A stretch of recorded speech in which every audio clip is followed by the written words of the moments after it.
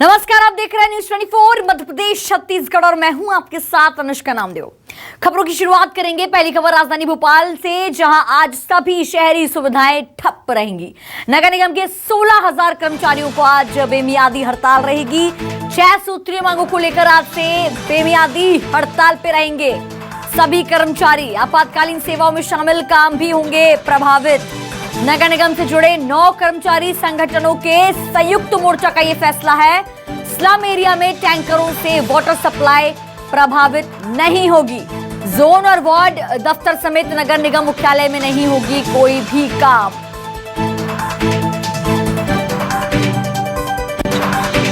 ये हमारे जो संयुक्त मोर्चा है और हमारे संयुक्त मोर्चा के साथ में समस्त जोनों के अध्यक्ष और समस्त कर्मचारी जो जुड़े हुए हैं, उन सभी को ज्ञात है कि नगर निगम में 16 विभाग आते हैं। 16 विभाग में काम प्रभावित होंगे। हमारे संयुक्त मोर्चा ने 16 विभागों के जितने भी पदाधिकारी हैं उन सबको अवगत करा दिया गया है। वही हमारे साथ अमृतांशी जोशी संवाददाता हमारे साथ जुड़ गई हैं। अमृतांशी, तो आज से नगर निगम के कर्मचारी हड़ताल पर रहेंगे, क्या कुछ जानकारी आपके पास?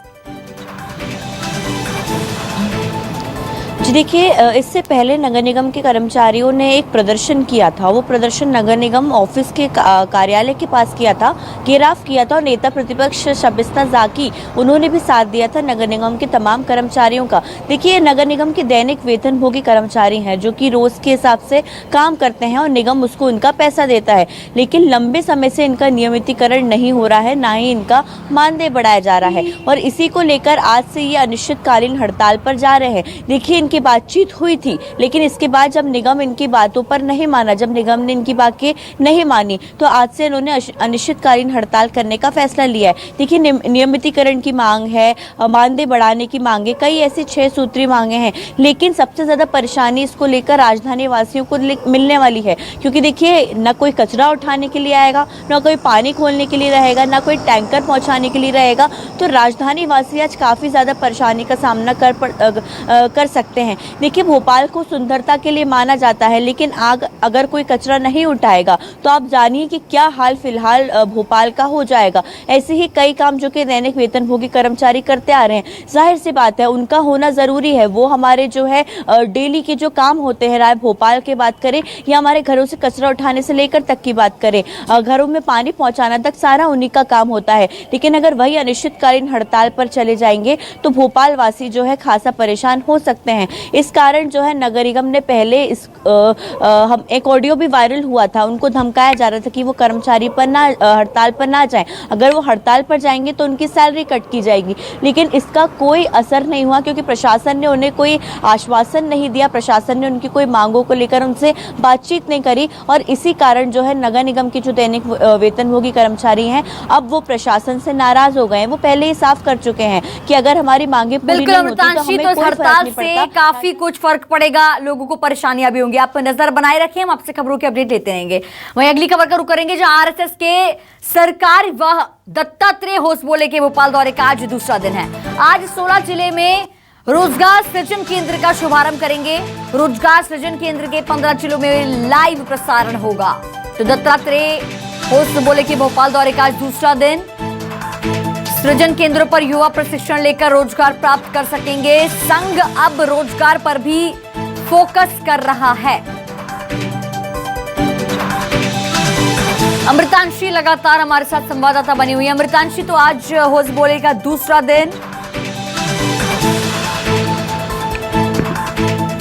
जी देखिए, बिल्कुल आरएसएस फिलहाल मध्य प्रदेश में पूरी तरह एक्टिव हो चुका है। कल जिस तरीके से शारीरिक प्रकट कार्यक्रम हुआ, उसके बाद कहीं ना कहीं आरएसएस की शक्ति दिखी है कि कैसे आरएसएस के स्वयं सेवक काफ़ी ज़्यादा अनुशासित रहते हैं। और अब संघ का एक और फोकस है, संघ अब रोजगार पर फोकस कर रहा है। इसमें आदिवासियों को कैसे रोजगार मिले, नए युवाओं को कैसे रोजगार मिले और इसकी उपलब्धता संघ कैसे करवाए, इसको लेकर जो है अब खास फोकस होने वाला है। रोजगार सृजन केंद्र का जो है आज लोकार्पण लोकार्पण होने वाला है राजधानी भोपाल में, और ये संघ की शाखा होने वाली है। देखिए, जो भी तमाम ऐसे युवा हैं जो कि संघ से जुड़े हुए हैं लेकिन रोजगार की तलाश में है, कुछ रोजगार चाहते हैं, अच्छा काम करना चाहते हैं, उनके लिए संघ एक काफ़ी ज़्यादा अच्छी सौगात लेकर आया है। ये सृजन केंद्र जो है, इसका लाइव जो प्रसारण भी चलेगा जब इसका लोकार्पण होगा, और तमाम जिले के संघ के जो लोग हैं जो कि संघ में विश्वास रखते हैं, संघ की विचारधारा को लेकर चलते हैं, वो इसमें जुड़ेंगे। विचारधारा की अगर हम बात करें तो अपनी विचारधारा के साथ संघ हमेशा से ये बात कहता आया है कि सबको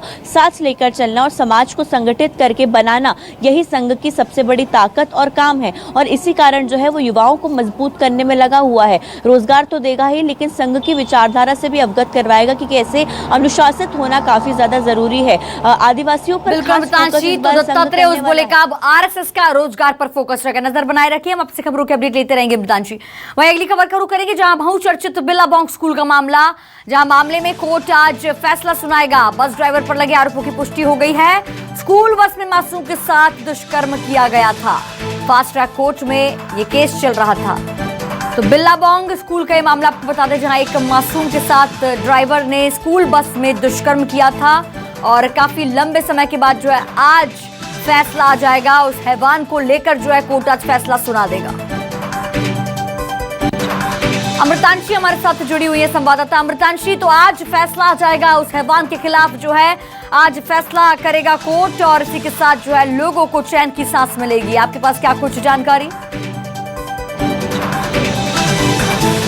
देखिए, ये बड़ा केस था। जब ये केस सामने आया था, वाकई में रूह कपा देने वाला केस था, क्योंकि जैसे 3 साल की बच्ची के साथ जो दुष्कृत्य किया गया था, कहीं ना कहीं लोगों में उसके कारण काफी ज्यादा गुस्सा था। लंबे समय से फास्ट ट्रैक कोर्ट में ये पूरा मामला चल रहा था। पुलिस लगातार गवाहों के बयान दर्ज कर रही थी, और देखिए, ये पहला ऐसा फैसला आने वाला है जहां पर पुलिस के पास कोई सबूत नहीं है। ये पूरा केस गवाहों के बयानों के हिसाब से बना है, और दोनों ही आरोपियों के जो आरोप हैं वो सिद्ध हो चुके हैं। स्कूल बस संचालक हनुमान जाटव के खिलाफ जो है मामला दर्ज हुआ था, साथ ही जो महिला केयरटेकर बस में थी उनके खिलाफ मामला दर्ज हुआ था। दोनों के खिलाफ जो है फैसला आ चुका है, और दोनों के आरोप सिद्ध हो चुके हैं। अब आज फैसला सुनाया जाएगा। देखिए, लंबे समय से जो बच्ची के माता पिता हैं वो इंतजार कर रहे थे कि कब फैसला आए। काफी ज्यादा रोष देखने को मिला था, काफी ज्यादा किरकिरी भी हुई थी स्कूल के नाम की, लेकिन अब हम कह सकते हैं कि फाइनली वो समय आ गया है कि बच्ची को जो है अब यहाँ पर जो है मिलने वाला है, इंसाफ मिलने वाला है। जब बच्ची के बयान लिए गए तो बच्ची ने साफ तौर पर उस पर कहा था कि अंकल उससे बैड टच करते हैं, और बच्ची के बयान को आधार बना के ही पुलिस ने इस पुलिस ने साक्ष्य रखा है कोर्ट में, और कोर्ट ने बच्ची के बयान के आधारों पर ही फैसला दिया है। तो आरोप सिद्ध हो चुके हैं। आरोप को लेकर जो है फैसला आज कोर्ट में देखने को मिलेगा। अभी देखना होगा कि क्या कुछ जो है फैसला कोर्ट इन आरोपियों को सुनाती है, क्या कुछ सजा देती है, क्योंकि जाहिर सी बात है कि बड़ा क्राइम है, बड़ा ये केस है, बच्ची के साथ दुष्कृत्य करना, और उसमें भी एक महिला केयरटेकर साथ दे रही है। तो सजा कम नहीं होने वाली है, सजा कड़ी ही रहने वाली है। कोर्ट ऐसे जो दुष्कर्मी है, जो जिनको सजा मिलनी चाहिए, बिल्कुल भी नहीं बख्शने वाली है, और कहीं ना कहीं एक कड़ा फैसला आज इस केस में देखने को मिलेगा। तो आज कड़ा फैसला आएगा कोर्ट का, और इनके खिलाफ कड़ी से कड़ी कार्रवाई होनी चाहिए। बहुत बहुत शुक्रिया, बने रहिए, हम आपसे खबरों की अपडेट लेते रहेंगे अमृतांशी। वही मध्य प्रदेश में दिखेगा साइक्लोन मेंटूस का असर। प्रदेश के कई शहरों में बारिश होने की संभावना बताई है। भोपाल समेत 10 से ज्यादा जिलों में हल्की बारिश के आसार हैं। सबसे कम न्यूनतम तापमान उमरिया में 6.4 डिग्री दर्ज किया गया है। तो साइक्लोन मेंटूस का असर जो है छत्तीसगढ़ के साथ अब मध्य प्रदेश में भी पड़ेगा। हल्के हल्के बारिश होने की संभावना जताई है मौसम विभाग ने। ठंड ने तो दस्तक पहले ही दे दी है, लेकिन अब जो है बारिश से और ठंड बढ़ेगी, क्योंकि साइक्लोन मेंटूस का असर मध्य प्रदेश में पड़ने वाला है। अब तो सबसे कम न्यूनतम तापमान उमरिया में 6.4 डिग्री दर्ज किया गया। अमृतांशी बनी हुई है हमारे साथ लगातार संवाददाता। अमृतांशी, तो अब मेंटूस का असर मध्य प्रदेश में पड़ेगा, इसके चलते ठंड को लेकर क्या अपडेट है? ठंड और बढ़ेगी, और अभी का क्या टेम्परेचर है? तकनीकी दिक्कतों के कारण जो है अमृतांशी से हमारा संपर्क नहीं हो पा रहा है, तो आपको बता दें, देखिए साइक्लोन मेंटूस का असर जो है अब मध्य प्रदेश में भी पड़ेगा। तो ये आपको बता दें कि ठंड ने मध्य प्रदेश में दस्तक पहले ही दे दी है। ठंड धीरे धीरे दिन पे दिन बढ़ती जा रही है, और अब मेंटूस का असर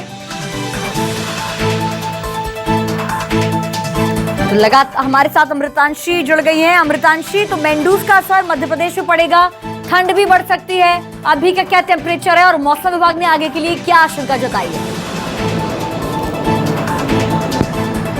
देखिए, फिलहाल ये जो साइक्लोन मैंडूस आया है, इसके कारण जो है कई क्षेत्रों में इसका असर देखने को मिलेगा और खासकर मध्य प्रदेश के 10 से भी ऐसे ज़्यादा जिले हैं जहां पर असर देखने को मिलेगा। असर आप अभी ही देख सकते हैं, फिलहाल 7 बज रहा है लेकिन अभी तक जो है सूर्योदय नहीं हुआ है। यहाँ पर असर आप साफ देख सकते हैं, आपको थोड़ा अंधेरा अभी भी देखने को मिलेगा और लोग देखिए अलाव तापते हुए भी नजर आ रहे हैं। अगर आप सामने देखेंगे तो लगातार ठंड बढ़ती जा रही है, लोग यहाँ पर अलाव भी ताप रहे हैं। जिस तरीके से लगातार ठंड बढ़ रही है, देखिए कहीं ना कहीं असर देखने को मिल रहा है। सबसे कम तापमान उमरिया में 6.4 दर्ज किया गया था और साफ आप देख सकते हैं सुबह का वक्त लोग अलाव ताप रहे हैं, यानी कि ठंड लगातार बढ़ती जा रही है।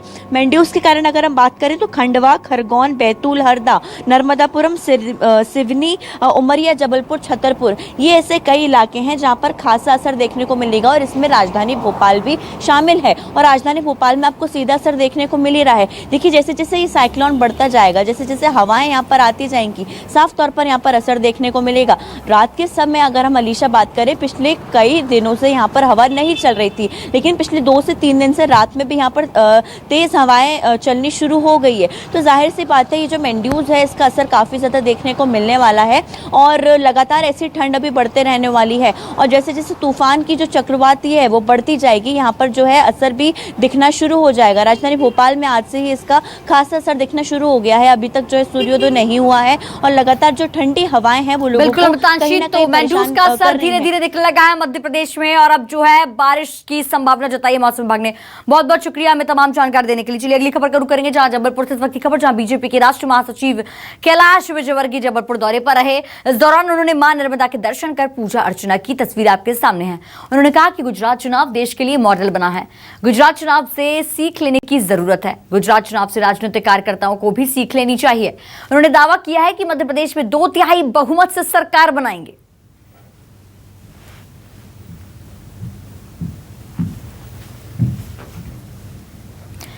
वहीं पूर्व मंत्री जीतू पटवारी का बयान सामने आया है। छात्रों के भविष्य के साथ हो रहा है खिलवाड़, बार बार परीक्षाएं की जा रही है निरस्त, बच्चों के भविष्य के साथ सरकार खेल रही है। ये पूर्व मंत्री जीतू पटवारी का बयान आया है कि पीएससी के छात्रों के साथ, उनके भविष्य के साथ खिलवाड़ हो रहा है और उनके भविष्य के साथ जो है सरकार खेल रही है। बार बार परीक्षाएं निरस्त की जा रही हैं जिसके कारण उनका भविष्य दांव पर लगा है।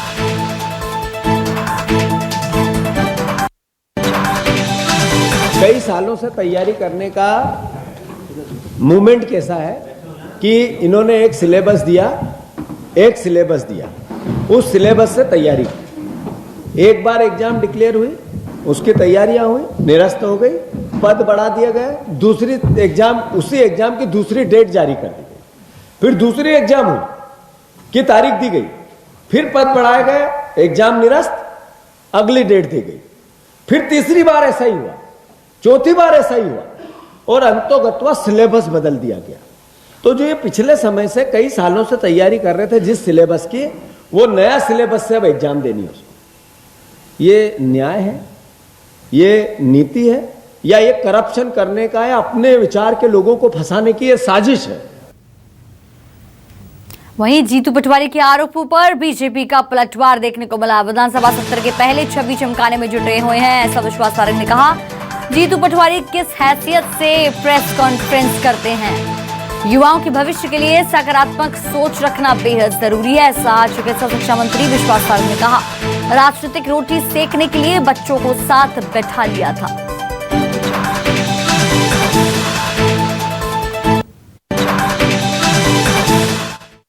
जीतू पटवारी जी किस हैसियत से प्रेस ले रहे हैं? कमलनाथ जी को वो नेता नहीं मानते, गोविंद सिंह जी को नेता प्रतिपक्ष नहीं मानते। विधानसभा सत्र के पहले अपनी नेतागिरी चमकाने के लिए वो इस तरह की अनर्गल बातें कर रहे हैं जो शोभा नहीं देता।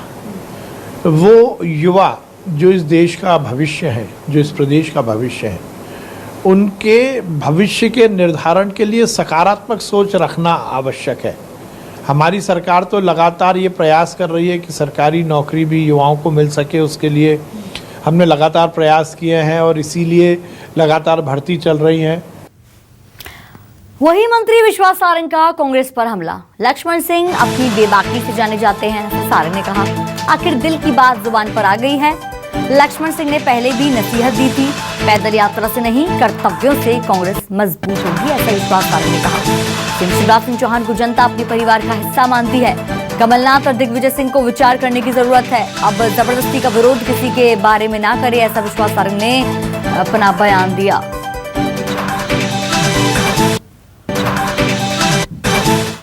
देखिए, लक्ष्मण सिंह जी अपनी बेबाकी के लिए प्रसिद्ध हैं और वो यथार्थ की बात करते हैं। उन्होंने पहले भी कहा था कि राहुल गांधी इस तरह से पैदल घूम रहे हैं, इससे कांग्रेस मजबूत नहीं होगी, और दिल की बात जुबान पर आ गई। उन्होंने बिल्कुल सही बोला कि मुख्यमंत्री शिवराज सिंह चौहान बहुत पॉपुलर हैं, बहुत स्वीकारोक्ति जिनकी बहुत ज़्यादा है। मध्य प्रदेश की जनता उन्हें अपने परिवार के सदस्य के रूप में, परिवार के मुखिया के रूप में मानती है।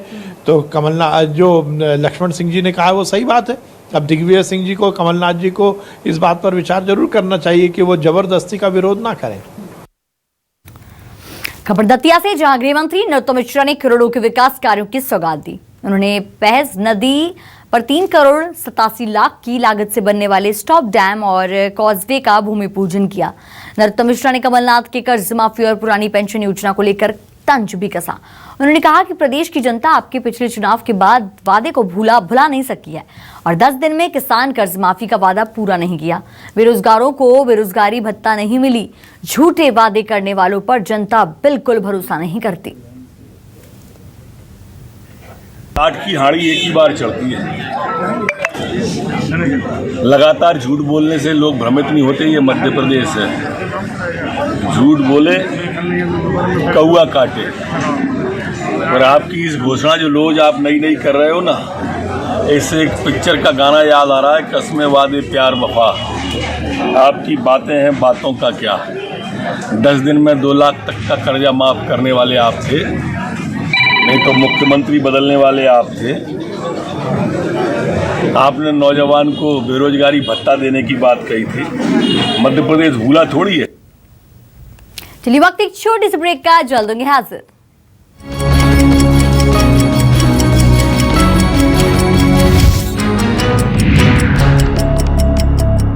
ब्रेक के बाद आप सभी का स्वागत है। रविवार को दमोह में बीजेपी के पूर्व मंत्री जयंत मलैया के 75वें जन्मदिवस पर कार्यक्रम आयोजित हुआ। इस दौरान मुख्यमंत्री शिवराज सिंह चौहान भी शामिल हुए। सीएम ने कहा कि सबका दिल जीतते हुए सदैव जयंत भैया ने काम किया। जयंत भैया बहुत सहज और सरल स्वभाव के थे।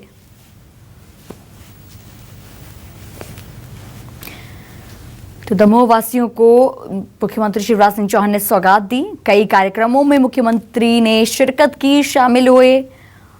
और ये तस्वीर आपके सामने, जहां उन्होंने जनता से सीधा संवाद किया।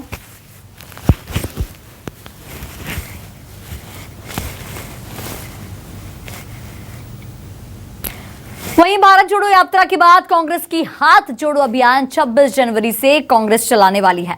हाथ से हाथ जोड़ो अभियान 2 महीने तक चलेगा।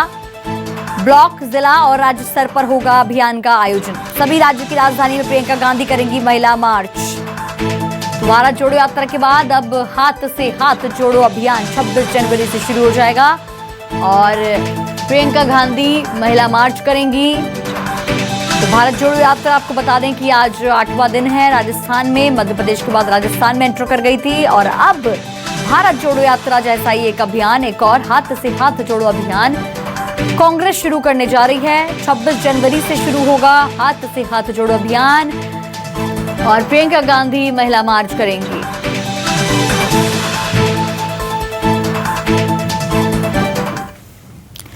वहीं कांग्रेस के हाथ जोड़ो अभियान पर नरेंद्र सलूजा का तंज सामने आया है। बीजेपी नेता नरेंद्र सलूजा ने ट्वीट कर तंज कसा है और उन्होंने अपने ट्वीट पर लिखा है कि भला यह भी कोई अभियान चलाने की चीज है क्या?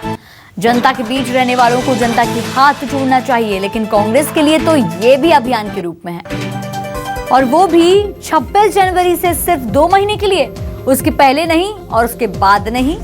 तो बीजेपी नेता नरेंद्र सलूजा ने हाथ से हाथ जोड़ो अभियान, कांग्रेस का ये दूसरा अभियान जो भारत जोड़ो यात्रा के बाद शुरू हो रहा है, उसको लेकर तंज कसा है। तो देखिए ट्वीट करते हुए क्या लिखा है।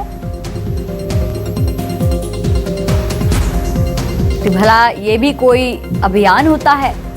तो ये सब नरेंद्र सलूजा ने तंज कसा है कांग्रेस के हाथ से हाथ जोड़ो अभियान पर।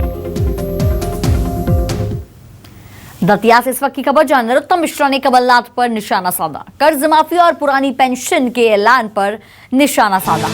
एमपी आपके पिछले चुनाव के वादे भूला नहीं है, गृह मंत्री नरोत्तम मिश्रा ने कहा। एक भी बेरोजगार को बेरोजगारी भत्ता नहीं मिला, झूठे वादे करने वालों पर भरोसा नहीं किया जाता। तो ये गृह मंत्री ने कमलनाथ पर निशाना साधा।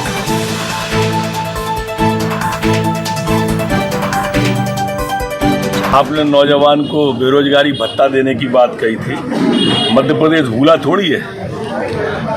रोटी कपड़ा मकान जिस तरह से आपने की, संबल योजना बंद की, एक बच्ची को भी आपने 51,000 रुपये नहीं दे पाए और घोषणा करते रहे आप बेटियों के लिए।